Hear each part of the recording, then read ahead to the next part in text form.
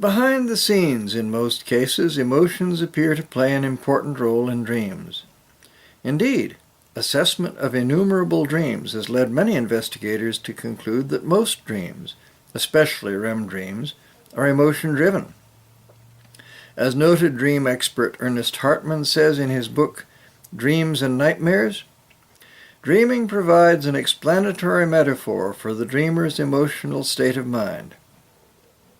Or as dream expert Alan Hobson put it in his classic book, The Dreaming Brain, the brain is concocting a story, not to make sense of images, but to create images to make sense of emotions.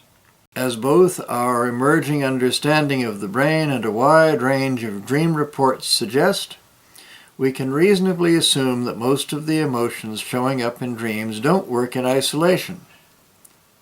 Rather, they work intimately with thought processes and resulting decisions about what sorts of dream images to summon, where attention should be directed, what sort of emotional feedback is in order, and how the dream should continue to unfold. In much of this, the role of the prefrontal lobes is key. The prefrontal lobes coordinate closely with the mechanisms of consciousness, so they are well equipped to transmit thought-related feelings in ways which generate the images and scenarios that register in our sleeping mind as dreams. But things don't end there, for it looks as though the content of these dreams gets communicated to lots of other brain areas, much as the content of our conscious mind gets communicated to lots of brain areas when we're awake. And dream images and scenarios get broadcast back to the prefrontal lobes and also to the amygdala and other lower emotion centers. In this way, these lower emotion centers get new inputs that can range from bland to exciting. And depending on how these emotion centers happen to be programmed, the response to these new inputs can range from nil to high arousal. Thus, partly because of their nature, and partly because of their wide audience within the brain, these new inputs can wind up maintaining or even restoring tranquility, or they can evoke emotional ups and downs, or they can trigger an upward surge of emotions that overwhelms the dreamer. So there actually is a sort of a dialogue in process, and while emotions drive our dreams, the resulting images and sensations of the dreams can influence emotions and presumably other brain processes in complex ways. So here are new interpretations, new images, and new themes that when played back to the emotion centers can evoke new responses, new brain-body changes, and new feelings. This theory tells a lot about the emotional dynamics of normal dreams. Up to now, I have been looking at this dialogue between dreams and emotions from the vantage point of emotions. Emotions drive our dreams, and they receive new data from those dreams that cause various sorts of emotional responses and alterations.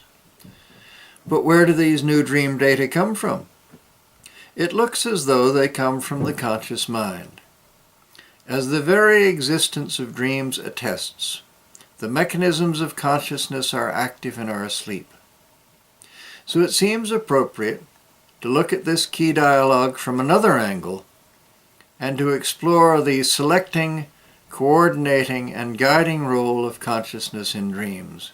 If I asked you to think back at your most memorable dream, close your eyes, sit back and think really hard about what dream sticks out in your mind when I say memorable dream, chances are it would be a dream that you've had in the past which has nothing to do with things that you saw, the things that you touched, the things that you tasted, nothing like that. I would hazard a guess as to your most memorable dream is one in which you have a strong connection to the dream, emotionally speaking.